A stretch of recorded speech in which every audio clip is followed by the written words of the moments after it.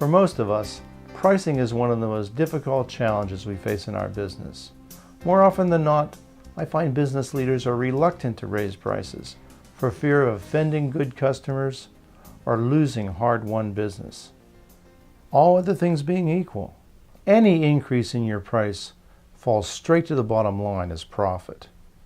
There is nothing else you can do in your business that has this fast an impact. Unless your product or service is a common commodity that is plentiful and easily obtained, you should not try to have the lowest price in your market. Rather, seek ways to differentiate your product.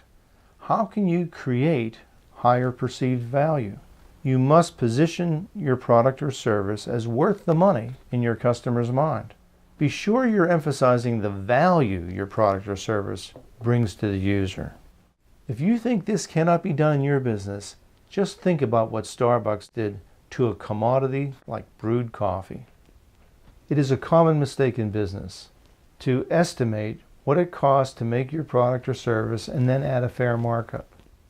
The problem with this cost-plus approach is that it completely ignores the value you bring to your customer and what your customer is willing to pay for that value. Instead, try estimating the time or effort you are saving customers and calculate what it might be worth to them. This is value-based pricing, and often it can be many times the cost of your product or service. Think of Apple products that are often double the price of competitors' electronics. You are paying for perceived value, not the cost of making the gadgets. Your first step should be to test your prices. Choose an item that you haven't raised price in a while, or that you suspect may be priced too low. Raise the prices modestly, perhaps 5 or 10%, and see if anybody notices.